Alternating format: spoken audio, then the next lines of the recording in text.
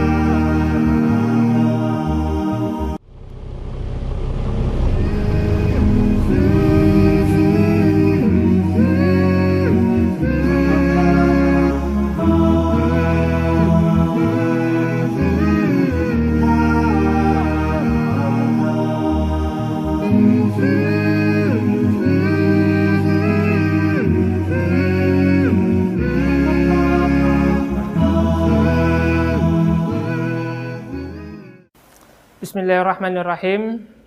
Nama saya Zulkarnain. Alhamdulillah, saya sudah terbebas dari riba. Adapun saat ini saya bekerja di Lembaga Ilmu Pengetahuan Islam dan Arab Medan, cabang Medan. Sebelumnya saya merupakan pedagang ataupun penjual air minum isi ulang. Dan ya, sebelumnya saya juga memang bergerak di pendidikan bahasa Arab. Dan dari awal saya sekolah di Al-Wasliyah, sekolah yang bisa dikatakan ada kaitannya dengan Islam gitu ya. Madrasah Ibtidaiyah, Madrasah Sanawiyah, Madrasah Aliyah, juga pernah di pesantren, juga melanjutkan juga ke Lipia Jakarta, yang kesemuanya itu merupakan pendidikan-pendidikan agama Islam. Satu hal yang memang menjadi penyesalan saya, pendidikan di bidang-bidang agama itu ternyata masih bisa juga menjerumuskan saya ke dalam kubangan riba. Itulah memang sangat menyedihkan bagi saya. Selama ini, sebelum saya beralih ataupun mengenal riba itu secara lebih jauh, ada suatu ketika di mana saya menjumpai sebuah situs atau sosial media di internet yang membahas tentang riba. Dan itulah yang membuat saya tertarik. Saya masuk ke dalam grup itu dan akhirnya saya menjadi lebih paham dan tersadar kembali bahwasanya saya sudah terjerumus dan saya sudah merasakan, waduh, sebegitu jauhnya, sebegitu beratnya dosa saya dengan hutang-hutang dan riba-riba ini semua. Saya berharap mudah-mudahan Allah memaafkan atas segala dosa saya. Dengan saya juga terus berharap mudah-mudahan saya bisa memberikan pemahaman yang lebih juga kepada masyarakat bahwasanya dosa riba itu memang betul-betul dosa yang sangat-sangat dilaknat oleh Allah. Allah saja memerangi dosa riba. Allah saja memerangi orang-orang yang melakukan dosa riba. Karena kata-kata perang itulah yang membuat kita merasa, aduh gimana gitu, down sekali, sangat terpukul sekali, bahwasanya wah besarnya lah dosa yang telah dilakukan. Tapi kenapa kok enggak sadar? Kenapa tidak ngeh gitu, bahwasanya ini dosa besar loh. Pendidikan saya dari ibtidaiyah, sanawiyah, pernah di pesantren, namun itu tidak cukup untuk membuat saya sadar sebelumnya. Satu hal memang yang pasti, kalimat,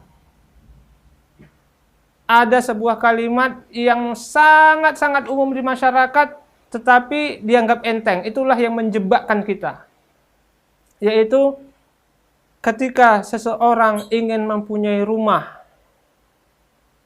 dan ada kata-kata, kalau tidak sekarang, kalau tidak memberanikan diri, kapan lagi? Itulah kalimat itu yang menjebak kita. Itulah kalimat yang membuat kita terjerumus masuk ke dalam riba. Seolah-olah hal itu sudah biasa, seolah-olah itu sudah lumrah, sehingga ya begitulah jadilah kita terjerumus. Begitu juga kalau kita membuat usaha, kita ada usaha, kita bekerja, kita punya dagang atau apa, ada kalimat yang menjerumuskan kita, yaitu tidak ada pengusaha yang tidak pakai uang bank. Seolah-olah kalimat ini mengeneralisir, istilahnya menyamaratakan bahwasanya itu sudah biasa, itu sudah lumrah, pakailah. Dan itulah awal mula kita terjerumus ke dalam riba.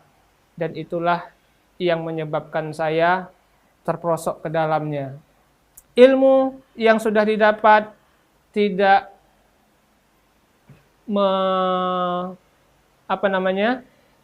tidak membuat saya lebih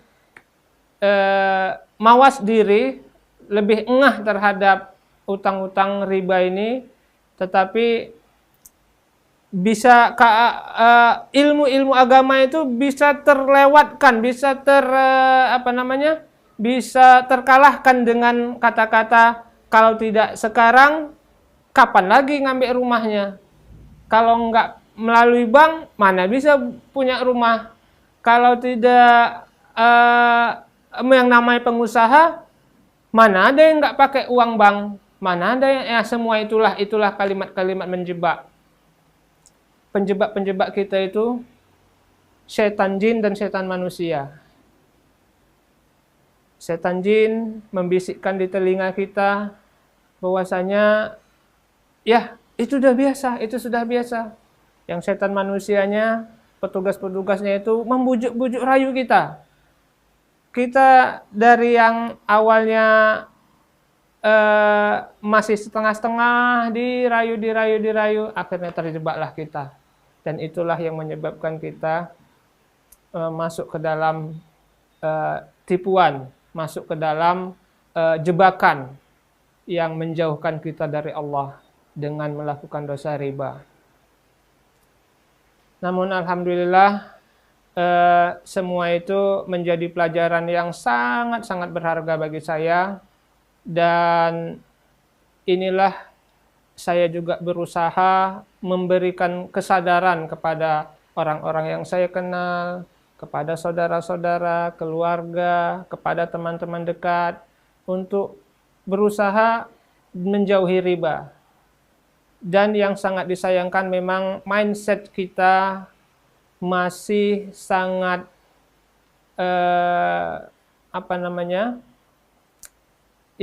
mindset kita itu yang kebanyakan di kalangan kita ini, kalau tidak ada bank, kalau tidak melalui bank, apa yang kita bisa dapat?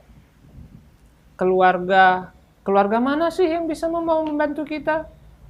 Akhirnya ya ke bank juga. Nah, inilah yang memang harus diberikan kesadaran. Alhamdulillah melalui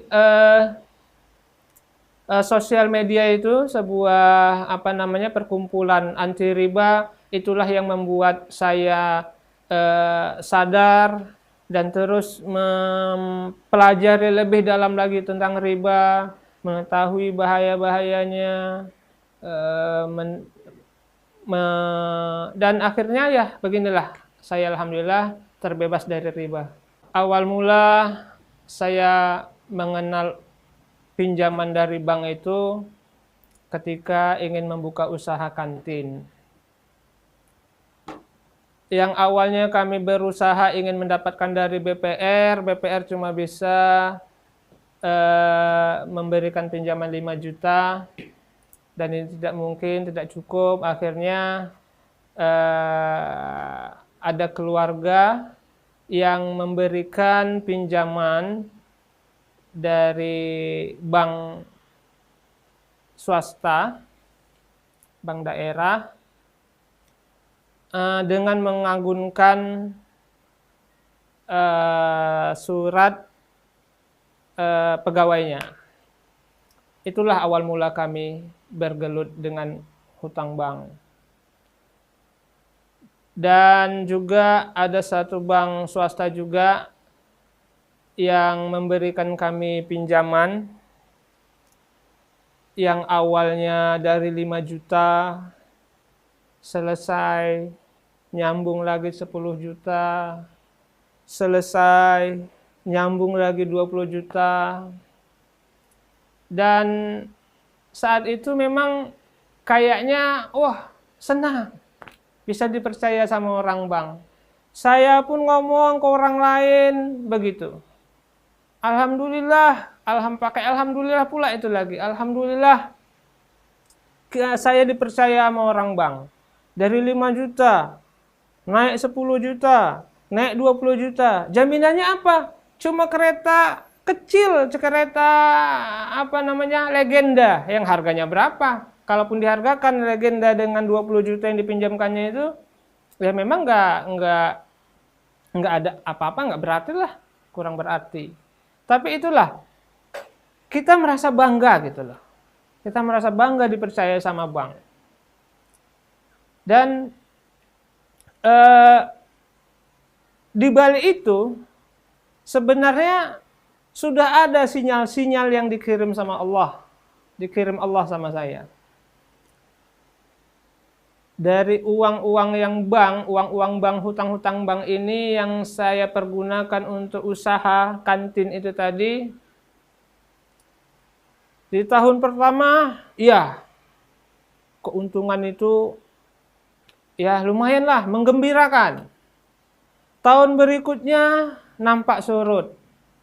Yang disalahkan apa? Oh, mungkin udah zamannya begini, krisis moneter, atau memang saat itu ada berita-berita krisis. Oh, ini begitu.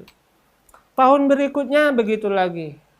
Yang mengherankannya, selesai uang bank, nggak ada duit terkumpul. Pinjam lagi, itulah yang dari sekian, naik dari sekian, yang naik dari sekian. Ada sedikit keheranan memang. Kok kita udah usaha kok begitu-gitu juga. Padahal udah disuntik dari bank, sudah istilahnya kita ya mati-matian juga kerja.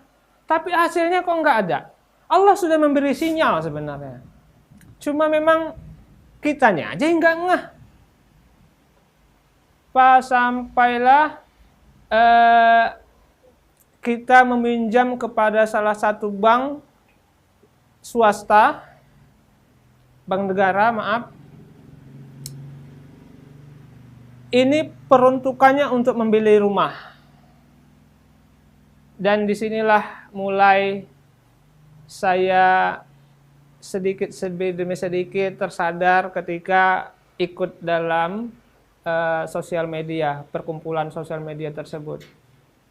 Mulailah sadar, mulailah juga paham bahwasanya kesulitan-kesulitan yang didapat selama saya usaha itu ternyata inilah sebabnya. Inilah akar masalahnya. Sampai suatu ketika istri saya bercerita, mengeluhkan kepada saya, kok kita nggak ada ya terkumpul? Sudah sekian tahun kita berjualan, tak ada yang terkumpul. Mama, kebetulan mertua saya itu pedagang dulunya, pedagang nasi. Setiap bulan ada emas yang terbelinya, ada yang terkumpul. Sampai saya katakan sama istri saya, Mama ikut ngambil utang bank tidak? Mama ikut meriba tidak? Barulah istri saya juga tersadar bahwasanya iya ya, riba itu memang menghancurkan. Riba itu memang tidak baik. Dan memang Allah larang. Dan memang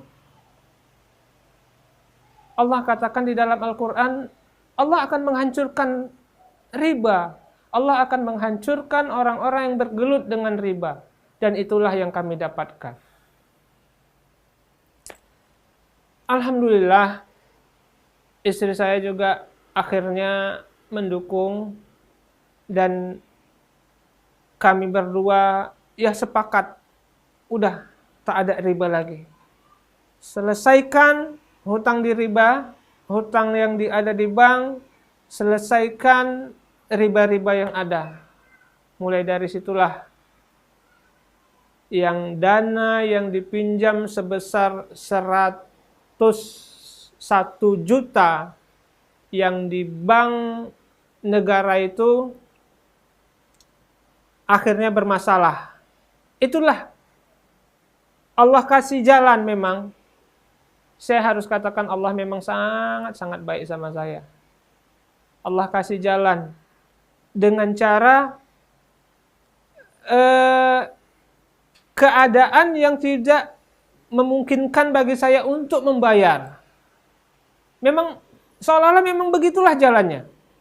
Yang tadinya dibayar lancar, mulai ngutang sana ngutang sini bayar. Akhirnya saya tersadar, di saat saya tersadar Allah tidak memberikan jalan lagi bagi saya untuk bayar hutang ke bank.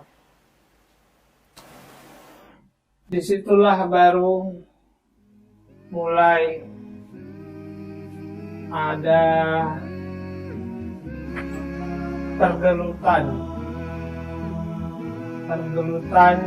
di dalam hati. Bagaimana menghadapi ini semua, di mana saya keadaan begini, keadaan memang Allah jadikan saat itu ya sangat-sangat mengkhawatirkan sebenarnya. Mana istri sakit harus dioperasi, mana uang bank tidak terbayar, dikejar-kejar, mana kebutuhan. Allahu Akbar, memang saat itu ya Allah, Allah memang tempat kita berpulang, Allah lah tempat kita mengadu. Akhirnya memang Allah kasih itu semua, saya nikmati itu semua, saya jalani semuanya, alhamdulillah. Allah kasih jalan sedikit demi sedikit, akhirnya saya bisa keluar dari semuanya itu. Dalam perjalanan keluar dari riba itu memang tidak gampang. 10 tahun kira-kira saya terlibat di riba. Untuk bisa keluar dari situ tentu sangat ya nggak mungkin semudah membalikkan telapak tangan. Yang ada di dalam pikiran saya sudah melakukan riba selama 10 tahun, tentu detoksifikasinya itu nggak akan gampang. Tantangan dari keluarga, menghadapi pihak bank, keadaan yang menjepit, itu tidaklah mudah. Hutang yang 100 juta tinggal pokok 67 juta.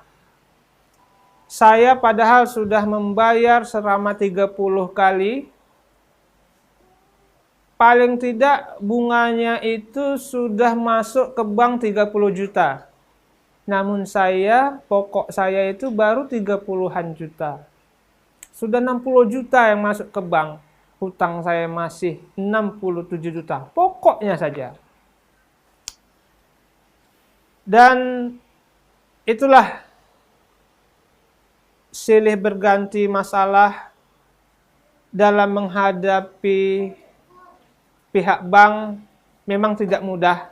Cuma satu kunci yang saya pakai. Saya takut pada Allah.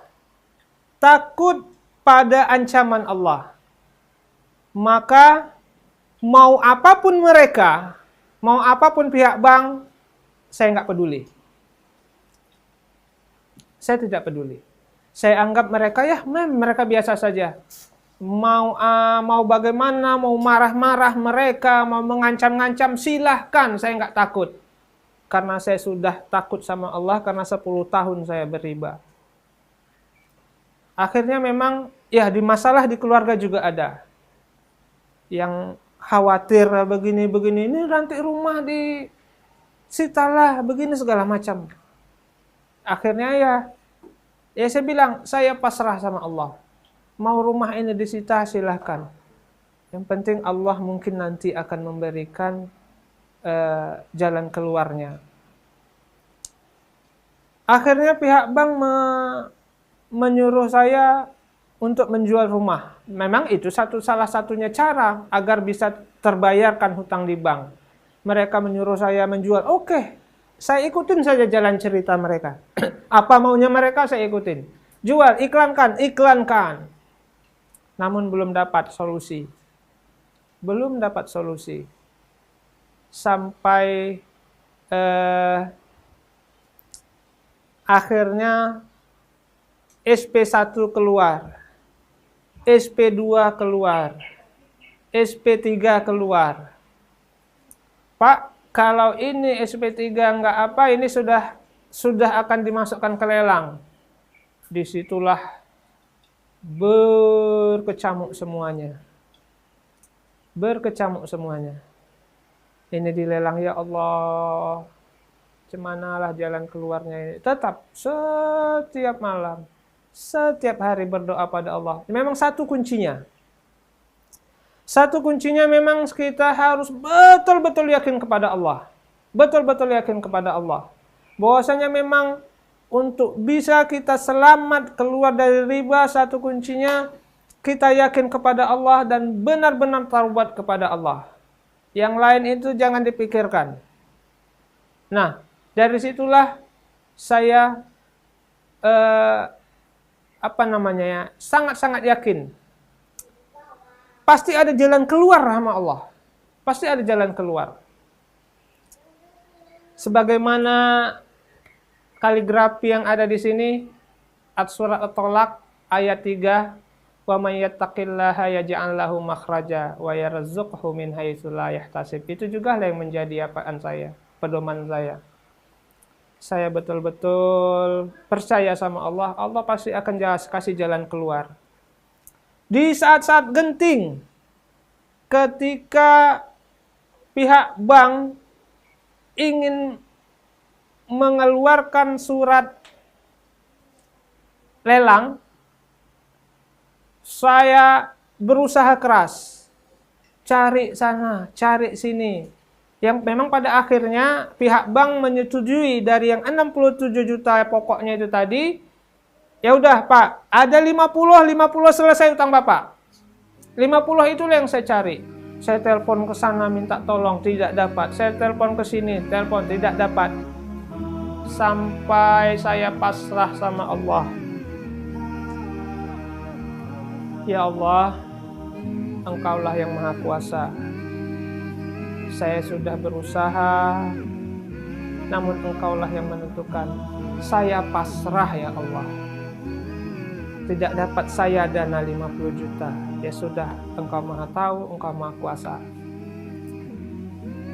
Allah memberikan jalan dengan cara yang tidak saya duga. Orang yang sama yang saya hubungi untuk meminjam uangnya,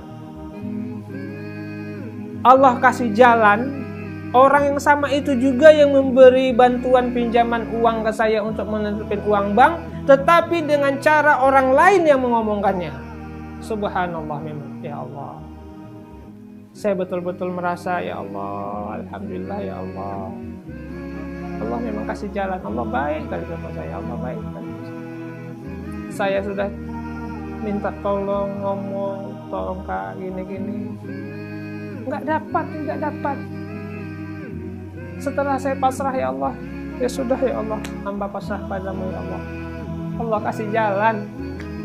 Tidak dari jalan saya, tapi dari jalan orang lain. Yang ngasih siapa? Yang orang yang saya minta itu. Orang yang saya minta itu. Yang saya minta tolong, saya telepon minta tolong. Yang ngasih jalan siapa? Yang melalui orang lain. Allah memberi jalannya itu tidak melalui saya, tapi melalui orang lain. Itu saya namanya Allah. Sangat-sangat ini kali saya, ya Allah. Alhamdulillah ya Allah. Yang betul-betul Allah ya baik sekali lah kasih jalan. Jadi kepada seluruh kaum muslimin yang masih terikat dengan hutang bank, terikat dengan riba, berusahalah untuk keluar. Berusaha untuk keluar. Jangan takut bahwasanya Allah itu maha adil, bahwasanya Allah itu maha tahu. Yakinlah bahwasanya Allah itu memberikan jalan. Wa may yattaqillaha yaj'al lahu makhraja. Jangan pakai otak kita. Allah itu punya rencana sendiri loh. Allah itu punya rencana sendiri. Terkadang apa yang kita susun tidak berjalan begini, Allah berikan jalan yang lain. Seperti yang sudah saya alami. Jadi yakinlah bahwasanya Allah akan menghancurkan riba bagaimanapun caranya. Tapi berusahalah kita, teruslah berusaha untuk keluar dari riba. Dengan seyakin mungkin bahwasanya Allah akan membantu kita untuk keluar dari situ.